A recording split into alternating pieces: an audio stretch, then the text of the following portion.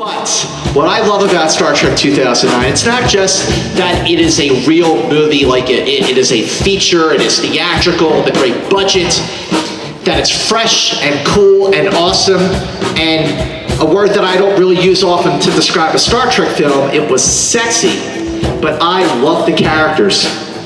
I loved the way Chris Pine played James T. Kirk. I loved the way Zachary Quinto played Spock. And I love the way this actor portrayed this character, which was so different but so familiar, so affectionate, an affectionate nod to the character that we knew back in the day, still making it his own, and having his best role in a Trek movie yet with Star Trek Beyond. Please give it up for my good friend, Karl Urban.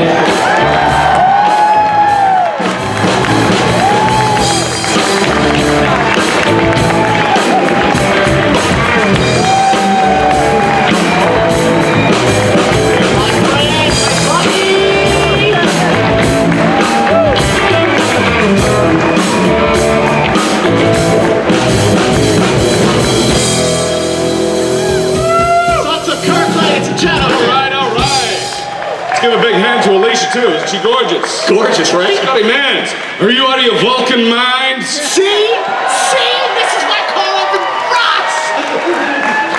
rocks! So great to be here. So great to be anywhere. As Keith Richards said. You know, Karl, when Star Trek 2009 came out on May 8th, okay, but to backtrack, I saw that film on April 21st at the Paramount Theater.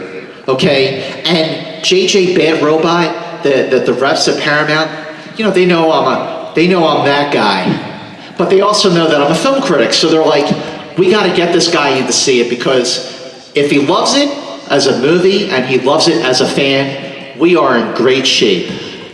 And I loved it on both counts, and I saw it again for a second time 3 days later, and then at the Four Seasons that weekend on April 24th, you walk into the room. Allegedly. And you met me for the first time. We met for the first time, and you're like, this guy is out of his Vulcan mind. But it was a great meeting, because like, if you watch the raw interview that I did with Karl, it was like, he thinks I'm like, okay, so this guy's obviously a little weird.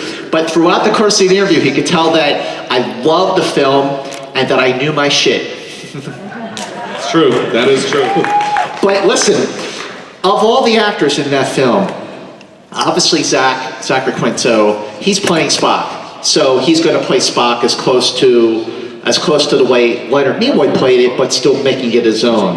But the way you played Bones, and that great introduction of like how you got the nickname, oh, she left me with my bones. It was, your delivery, the way you portrayed McCoy was a tough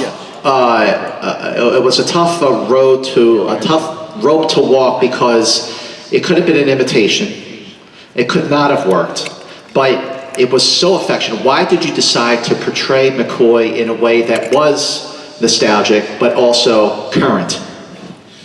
Well, you know, for me, obviously, you know, I grew up watching the original series, and was a huge fan of it, and it just seemed to me that if I was not in this film and that I was going to go to the cinema and watch it, I would feel disappointed if I didn't see some semblance of what the late great DeForest Kelley had done, because you know, and I have just a huge amount of respect for him, you know, coming onto that show, and by the quality and virtue of his contribution to that triumvirate, you know, that his character became elevated to, you know, the sort of third most important character, arguably, in the original series.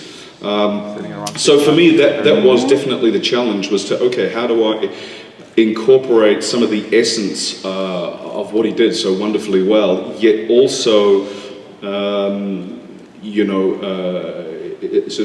make the character my own, so to imbue the character with that, and that was really the challenge. And you know, it was certainly in the beginning. I struggled with with where that line was. But thankfully, I had great support there with JJ.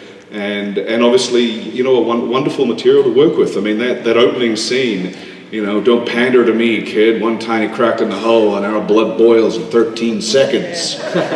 Solar flare might crop up, cook us in our seats. And while you're sitting pretty with a case of Andor eating shingles, see if you're still so relaxed when your eyeballs are bleeding. Come on. That's great writing. I mean, that's how good it is. I remember it, and it's nearly 10 years later. That is really damn impressive. Roberto Orsi, Alex Kurtzman, I mean, they wrote great dialogue. And the wonderful thing about JJ also is that he was very open to the collaborative spirit. I read an earlier draft of the script, and there was a line in there about Bones' nickname and how he got it. And then in the shooting draft, it was out. And so we turned up to set, and I went up to JJ and said, listen, I've had this idea about, the nickname of Bones and how we can get it in there. And I pitched it to him, and he said, yeah, great, let's shoot it. If it doesn't work, I won't put it in. I'm like, great. And it worked, and he left it in, and the rest is history. And I remember shooting that day, and it was my first day, and I think that it's also one of Chris Pine's first days. And I remember all of us sort of, being, just, I guess, aware of the legacy and how important it was to get it right and also do our own thing. And that was really the challenge, And that was mission accomplished. Like the way the movie, it was so many words to describe the film, but like it was such a confident film. It was vibrant, it wasn't like people feel like they had to make sci-fi dark and all this, but it was a vibrant film, and it came out in 2009. It was after like the recession and all the bust and everything, and people were going through hard times, and here's this like really positive movie. And when the movie opened in May, after all that like sort of the news that you all must have felt like, whoa, like this is like this legacy and all this, 30 years, 40 years, 50 almost. Like, how great did it feel that it got these amazing reviews? It was like 93% on Rotten Tomatoes, and it was the highest grossing. It still is the highest grossing Star Trek film domestically at the box office. So, how did that feel that everybody? It wasn't just embraced by fans, but like everybody loved the film. It just stood on its own. Well, firstly, it was a huge relief. It's always good when you do something and it works and it's appreciated. But I also think it's just a testament to, again to JJ as a filmmaker. I mean, just from that very, very first opening frame of space, and you hear that Star Trek classic ping, and you go, oh, I know this world, and it immediately kind of grounded it in a familiarity that I think we can, fans of of Star Trek, instantly connected with it. It was an amazing sort of point in time because Star Trek was cool again. Star Trek was cool again, and that was awesome to be a part of. It was. I think we were all quite blown away by the success of that movie, we're all very, very proud of it. Yeah, I remember in August of 2015. The one and only time I got to do this, I went to Vancouver, and I went to the set where they were filming Star Trek Beyond, and I got to see like the quarry, the rock quarry where they were filming all the planet scenes. And when you're inside the quarry, you can't see above the horizon. You feel like you're on this alien planet. But I got to interviewed you and Chris and who else? There was somebody else, but with Star Trek Beyond, so Star Trek 2009 was a great action film, and it was a great Star Trek movie. But I felt like Beyond was the closest to Star Trek than the other two. Are you guys like that one? I love that. Me too. I do too. Thank you. The thing that I loved about it was particularly important because obviously it was the 50th anniversary. And it was, I think, very important to everyone concerned to do something that was just a lovely nod of appreciation and love to the original series. And I remember talking to Simon, who was writing it, and that was definitely very in the forethought of their mind. They wanted this particular movie to be like a big blown up version of the original series, and we were so fortunate on that to have Simon Pegg and Doug Jung writing it, because we really felt like the lunatics had taken over the asylum. we could go to, you know, they were so accessible, they were there on set every day, we could go to them with an idea, and if they liked it, they would work with you and put it in the script. And there's like a whole passage of dialogue that I have with Spock as I'm boarding the transporter to head onto the Marauder ship, beginning of the third act, where I'm talking about next time you want a plumber, you know, get a pipe removed, get a plumber. I mean, all that sort of stuff came from that interaction with Simon, and he was very open right at the beginning. He emailed us and said, guys, just a heads up, I'm going to write this. If you have any ideas, suggestions, email me, let me know. And that really set the template for our experience. And I got to say, it was, out of the 3 films, it was the most enjoyable experience that I had.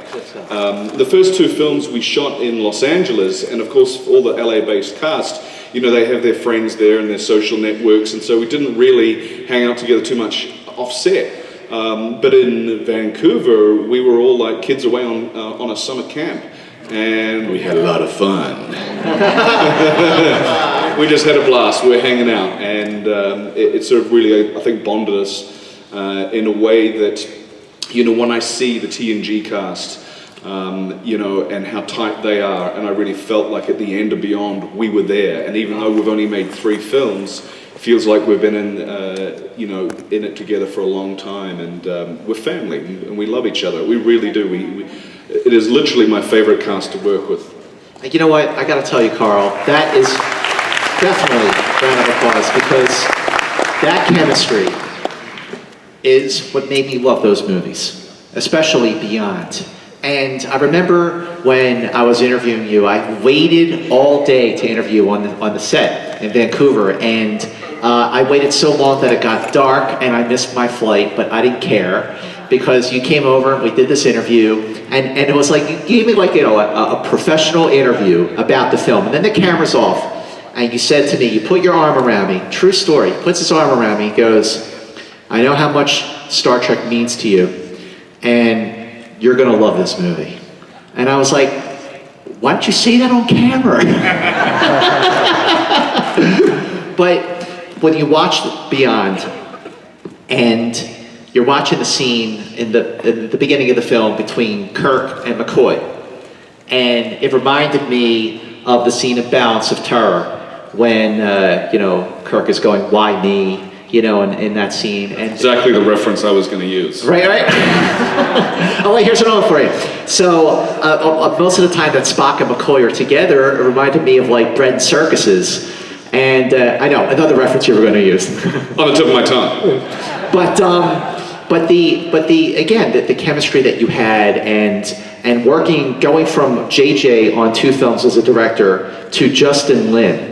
And, you know, there was sort of like some worry about Justin Lin, because they thought, like, directed 4 Fast and Furious movies, but he was a fan. Justin Lin, I have nothing but admiration and respect for him. He worked so hard on that movie, because we were really up against a deadline.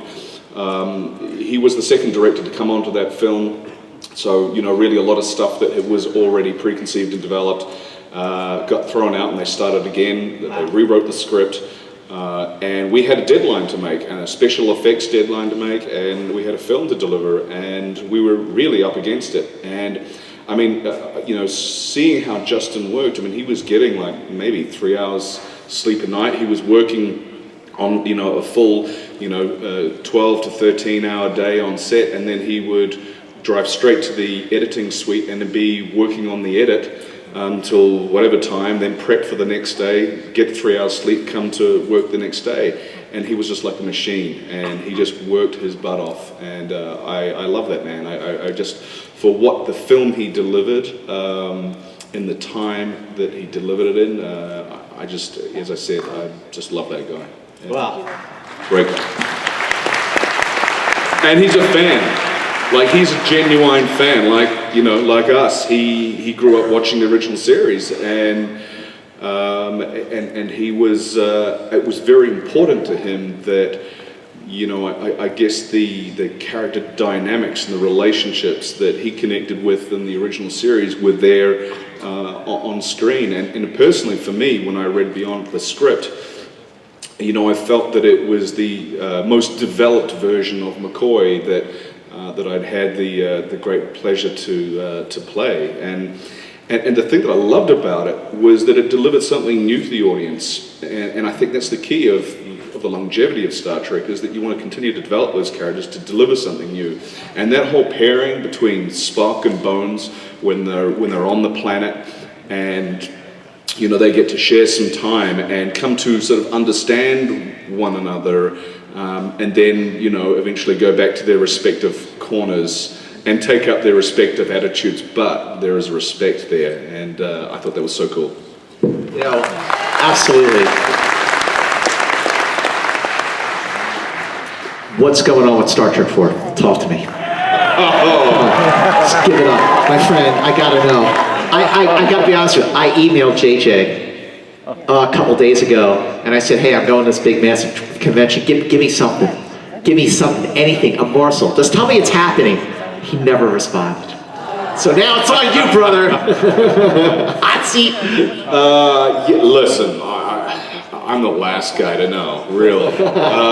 You know, certainly what I do know is that there is a genuine desire on behalf of not only JJ and everybody at Bad Robot, but also our cast, to make another one.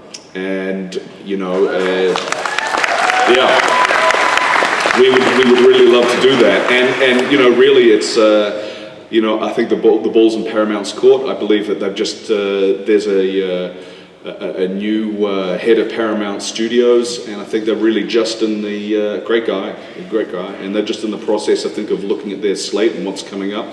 So fingers crossed we get to make another one. That being said, if we don't, I gotta say, if Beyond is the note that we ended on, as sad as that is, I'm actually happy, because I'm happy with that film. Yeah, I do agree with that. All three movies are great. And, you know, the beauty of it is that if they make another, you know, Trek 4... He's in it, by the way. If we make a Trek 4, Scotty's in it. You heard that. You heard that. We're getting them measured up for the red shirt as we speak.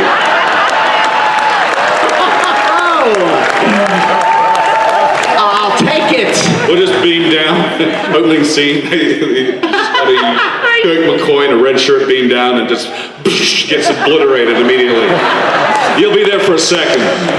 I'm down with that. I am down with that. But like now, you know, obviously there's another show coming, Discovery. Oh my gosh, how excited are you guys about that? How cool is that? I cannot wait.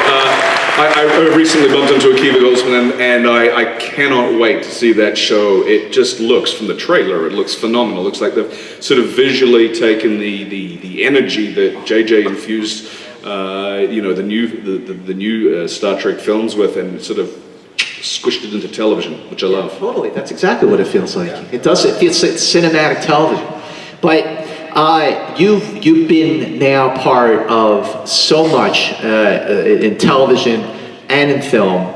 I mean, look back to the beginning of the O's, and you're part of a massive franchise, the third film of which won all 11 Academy Awards for which it was nominated. That is The Lord of the Rings.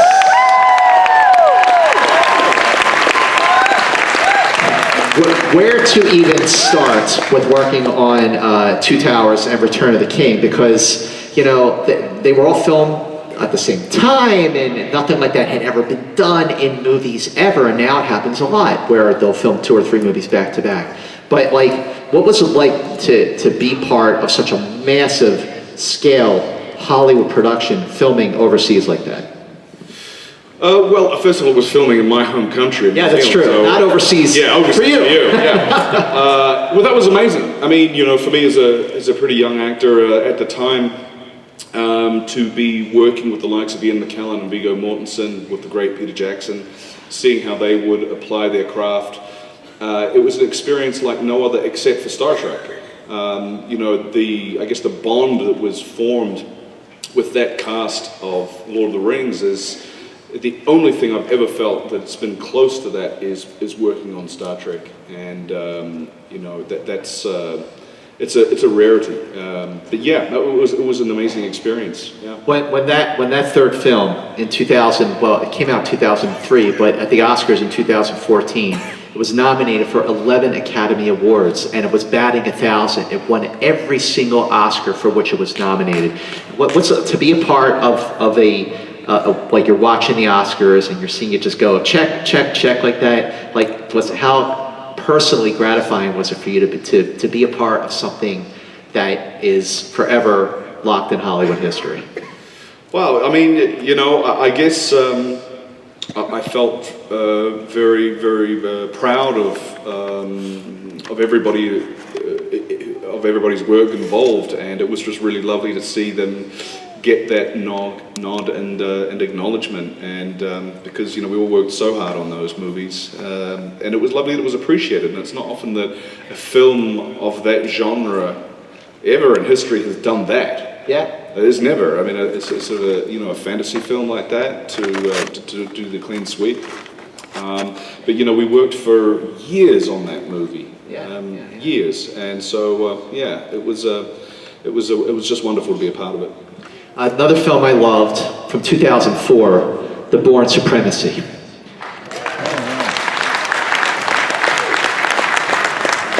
Matt Damon and director Paul Greengrass, he really, like, you watch any of his films, like it's like you need a drink. Like it is so visceral, and like what was it like working on that film? Because all three of those movies, The Bourne Identity, The Bourne Supremacy, and The Bourne Ultimatum, they're all great. Yeah, I mean, that was, going into that production was incredible. We shot that in Moscow for 3 weeks, then we were in Berlin, and then we went to Goa in India. And, they taught me deadly skills that I can never use in real life on that movie. I still look at a Mercedes G-Wagon and have devious thoughts. They taught me how to do a reverse 180 in this Mercedes G-Wagon, and it actually let me do it in the streets of Moscow. It was insane. Yeah, it was quite incredible. We were supposed to we were shooting in Moscow with the second unit, and they let me do like 90% of my own driving. And I remember we were supposed to have the streets locked down, which means that there's like police at both ends of the street, and they stop the traffic, and then you go and all the movie cars go on. Well, for whatever reason, we found ourselves in a situation where we only had one cop. I think money wasn't paid to the right people or whatever, so they, so consequently we went around Moscow with a very small skeleton crew stealing shots. And when you see me driving that G-Wagon or that BMW down those streets, we're doing it on streets that, for real, with real traffic, driving at speed. And we've just got one cop going, okay, go. It was a little scary, but so much fun. The movie is awesome. The movie is awesome. I mean, Bourne Identity was great, and like when you have a sequel that tops its predecessor, it's rare, but it's so gratifying. And also, speaking of a sequel that I'm very excited to see, 2 weeks ago in San Diego at the Marvel panel in Hall H at Comic-Con, for those of you who've been there, Hall H, that's all you need to say. And Marvel always shuts it down with that Saturday panel. But they showed footage for Thor Ragnarok, which opens this November. My friend, tell me about this third movie, because it looks tonally, stylistically, like nothing like its two predecessors. Yeah, look, I have no idea what this movie's gonna be like. I know it's gonna be good. I know that, but it's like we shot so much stuff. We shot what was on the page, and then we shot pages and pages of stuff we just made up. And I think a lot of that made it in the film. And working with this great New Zealand director, Taika Waititi, and he directed Hunt for the Wilder People and Boy. And he's an old friend of mine from New Zealand. And for me, I play a character called Scourge, and my character is sort of operating the Bifrost device, and suddenly Kate Blanchett flies through the Bifrost, and I very astutely realize that I either join her or die. So my character is a survivalist. And the journey of Scourge is really, okay, now you've made a pact with the devil, it comes with a price. And, that price is constantly upped through the movie, and that's his journey. You think about Marvel is this. So in 2008, almost 10 years ago, so you had the first Iron Man. End of the first Iron Man, Nick Fury shows up and talks about the Avengers Initiative.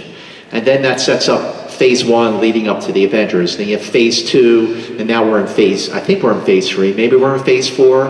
I don't even know at this point, but the way the characters sort of popped in and out of each other's films. And Marvel's been batting 1,000. All the movies are good or great. And it's sort of unprecedented in Hollywood history what Kevin Feige has been able to do. So compared to, like, let's say, Bourne and Lord of the Rings and Star Trek, what sort of signifies or dignifies the Marvel Studios perspective and working on a film like that compared to the others? Look, that's a great question. All I can really say is I know what it's like to work with them, and I found the experience to be inclusive, collaborative. They are great, fun people, and I think they like to infuse their movies with fun. They don't overly take themselves so seriously, and at the end of the day, for them, it's about family, and it's about you care for these characters, and it's about fun. And it's I think just a great time to be a fan of cinema and movies at the moment. We have just so much from the Star Wars, obviously us, these Marvel movies, and the success of Wonder Woman, I think, is fantastic, and that's just awesome. Particularly in this day and age, to have such a strong feminine archetype out there front and center, I think was brilliant. It's just a great time. Should we take some questions from these? Yes, we should. Let's do that. Hello, Carl. Hey, how are you? Doing good. I like to ask about the late co-star Anton. Yes. How'd you like working with him on your first 3 appearances? Oh, wow. I mean, Anton was such a beautiful man, and he is irreplaceable. Sorry? Irreplaceable. When I met Anton, he was literally just a kid. He had his mom on set on the first movie. And I remember them on the corner of the stage, arguing with each other in Russian. There's lots of hand gestures and then it was, through the course of the films, he sort of, obviously,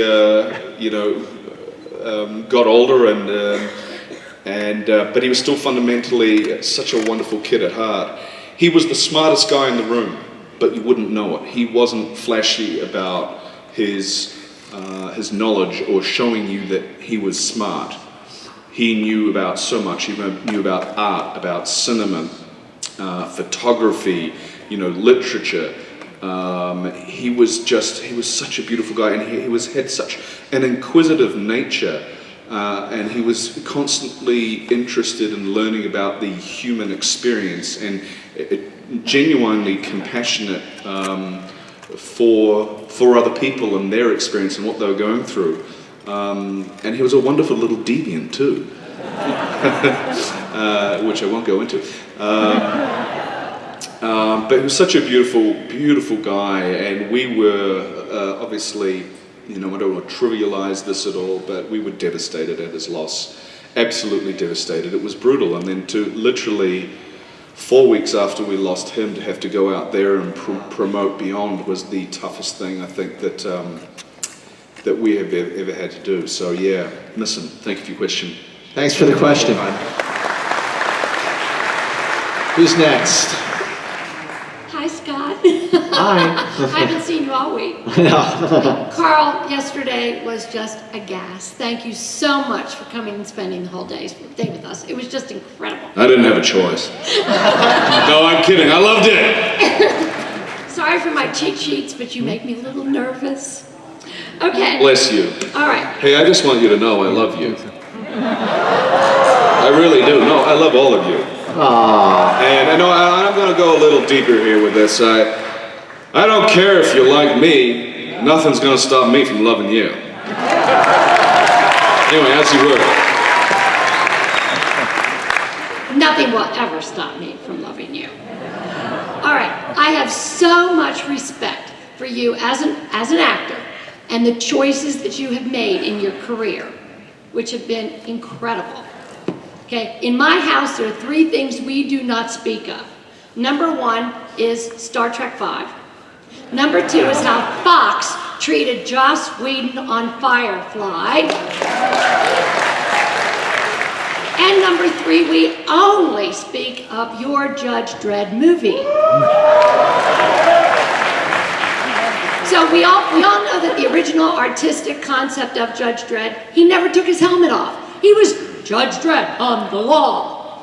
So when you were brought into that process, did the directors and the creative staff putting that movie together, did they get it? Or when you were brought in, did you kind of have to fight to keep that artistic integrity of that character intact? Oh, thank you. That's a great question. I just, early on in the piece, I met with Alex Garland and the producers, and we had a very frank discussion about it. I'd read the script. I thought it was brilliant. Clearly, as was written, the character never took his helmet off, and they were a little concerned because I'd met with a bunch of Hollywood actors, and most of them were like, can we just sneak one scene in with the helmet comes off? They said to me, you do realize and you are okay with the fact that the helmet stays on? And I said to them, I wouldn't be taking this meeting if Judge Dredd script and the helmet came off. It's not Judge Dredd. And so I think that gave them a degree of confidence right there to proceed with me, and just had such an incredible experience making that movie. So thank you. I appreciate that resonated for you. Is there going to be another one? You know what? The guys at Rebellion are currently developing a television series, roughly 10, 13 television series. I'm in discussions with them about that. I have told them that if they write the material and give Dredd something to do and give them a function, I will be there. I would love to continue. Thank you. And don't get killed off in the Chronicles. Yes. Thank you. You made somebody very happy. Thank you. Next question. Yes, our friend Leaf, right? Yeah, Leaf. He's been up here all week, hasn't he? Mr. Urban, thank you so much for coming back to Vegas. I mean, we missed you the past couple of years, so it's great to have you back. Thank you. Great to be back. Okay, I was hoping you could help me out with something that I read, and that is that after Star Trek Into Darkness, you were kind of unsure as to whether or not you wanted to return for the 3rd film. And it was the enthusiasm of Justin Lin that got you on board, which is really cool because McCoy has all the best lines in Star Trek Beyond, I'm sure. But I just was wondering if that was true, that you were unsure, and what the reasons were. Well, thank you. Yeah, look, there is some truth to the story. Firstly, I was a little sort of, I guess, what's the word,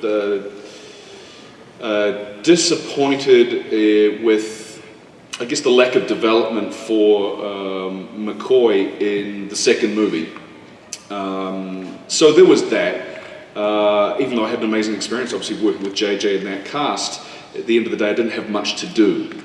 And when they came to me with the offer for the 3rd Star Trek movie, I was literally in the final stages of negotiating another film.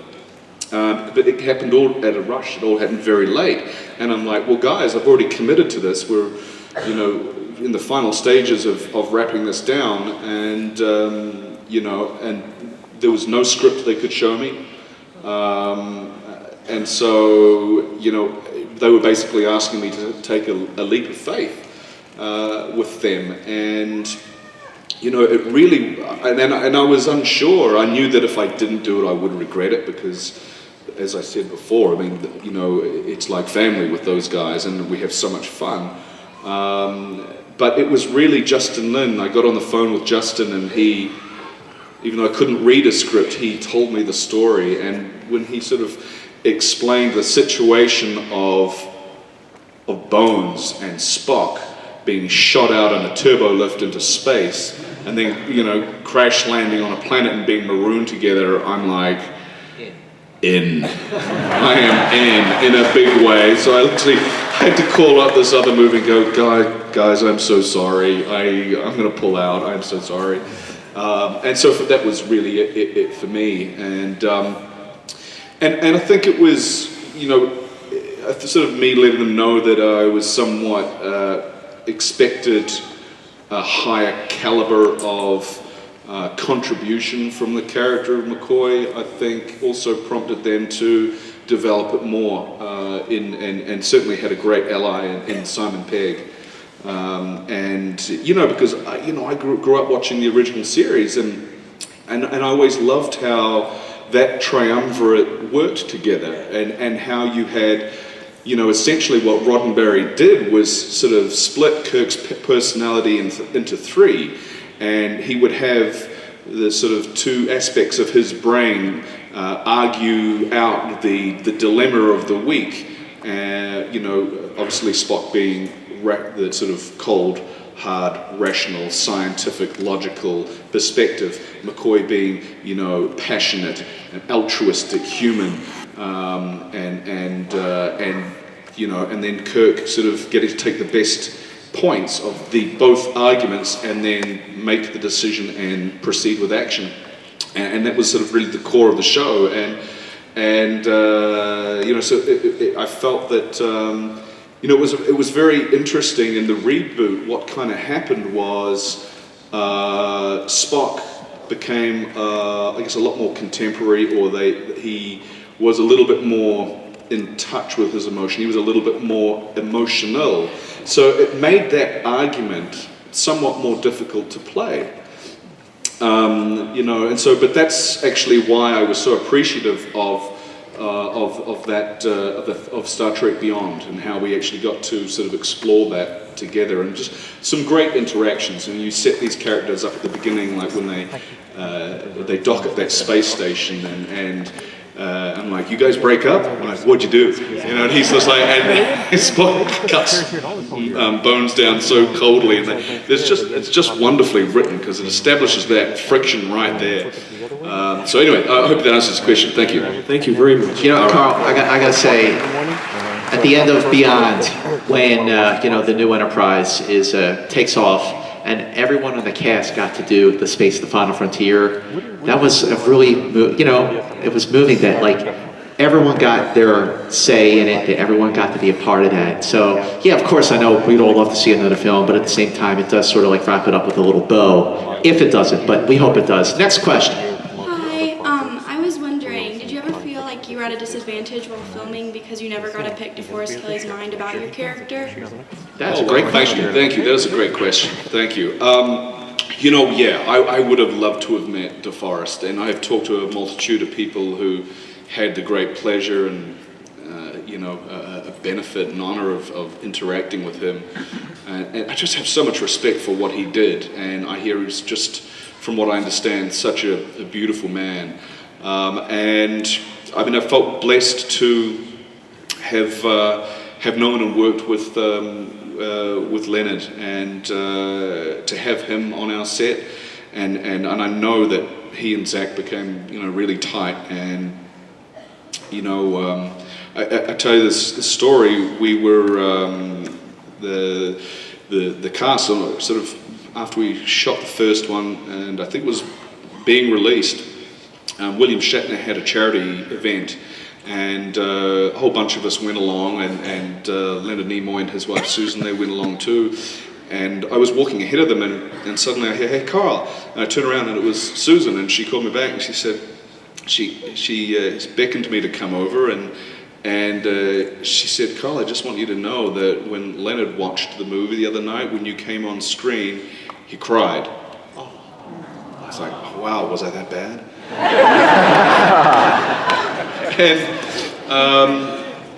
And what it was is that the work that I had done reminded him of his dear friend, his dear gone friend, and to me that was, I think, the greatest nod of appreciation or accolade that I have ever had, especially within the Star Trek fraternity, to know that what I did was on the right track.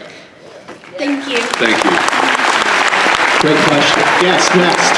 What's your name? Hi, thank you so much for coming. I've been a fan of yours since Xena, and thank you for capturing McCoy so well. Really appreciate that. But I would like to ask you about Almost Human. I thought it was a visually stunning show, especially the two lead actors, you and Michael Ealy. Look, I'm not going to disagree with you. I'm just wondering, do you think the show was a little bit too sophisticated for the viewing audience? What do you think happened? No, not at all. I think that it was. I think that it was a smart, funny show. That it was just finding its feet, so to speak. I don't know why, for whatever reason, that it didn't continue. But I'm grateful for the experience. I loved working with Michael Ealy, and I loved working with that cast and crew. Certainly. It's just one of those things, and I feel that had we have continued, it only would have gotten stronger, and I think it's constantly vexing for fans of it. Not only are they disappointed that the show didn't continue, but they come up to me and go, "What's behind the wall?" I don't know either. Thank you so much. Thank you. Thank you very much. Next question. What's your name? Dana, Hi, good Dana. morning. Good morning. Quick question. In January, you will be attending a cruise. Is this your first on a ship? It's my first cruise. Yeah, I'm attending this Star Trek cruise. I'm looking forward to it. I've never been on any sort of cruise whatsoever. Slightly horrifying. But I hear it's a lot of fun. I talked to a bunch of the guys, the TNG guys who went on it last year, and Mr. Shatner went on it last year, and had a great time. So I'm like, yeah, Caribbean, why not? I'm looking forward to it. Should be fun. Excellent. Thank you. Thank you. Next question. Good afternoon. My name is Shazi. I have a question. Is the studios going to release DVDs with extended versions of Star Trek? Because especially the first one, sort of like, there was a lot of things missing that, we had to go see the deleted scenes to really get it. But it would be excellent because Lord of the Rings was amazing how they came out with DVDs and it had the extended version. It's like, wow, that makes sense now. I love that idea. Who doesn't love that idea? That's a great idea. Can you pitch that, or can you? Yeah, I think we should release an extended version with all our dub smashes included in the cut. I think that'll be great. Listen, I don't know. That's a question for the studio. It's a question for Bad Robot and Justin Lin and those guys. I don't know what extra material is there. I think that I'm sure if they had it, that maybe one day they would, no doubt. But yeah, thank you. Thank you so much. All right. Well, Karl Urban is going to be signing at his table at like 12 o'clock. 12 o'clock. So say hello. He's here to say hello to you. So please do that. Ladies and gentlemen, my friend, Karl. Wait. One more question. Wait. We're gonna have one more question. One more. Thank you so much. My name's Karina, and it's a pleasure to see you here. I just have to say you just imbued the essence of McCoy into your role. I mean, it was really fantastic. And I have to say you have a lot of charisma, and hope to see you in more films. What are some things that you're thinking about, some projects? And I'm always amazed how people from New Zealand, Australia, and England have such a great American accent. Not a lot of American actors are doing different accents. Anyway, what are some things that you've been maybe looking at? You're busy. Thank you. Yeah, I have actually been very busy the last year. Well, obviously, the next thing that we've got coming out is Thor Ragnarok, which is, I think, November the 5th. Go check it out. It's going to be a lot of fun. Kids will love it. I recently shot a film called Bent, which I'm very excited about. I shot that with Sofia Vergara, who's awesome, and Andy Garcia. That was actually directed by a guy called Bobby Moresco, who's a great writer turned director. He won the Oscar for Crash. He wrote $1 Million Baby. He wrote a great script, so I'm very, very excited about that. Yeah, I've got a couple of other things in the works, and obviously I'm talking to the Dredd folks about that. And then hopefully, touch wood, we get to do more Star Trek, right? Thank you so much. Thank you so much for your time and energy. You are great. Live long and prosper. I love you. Thank you.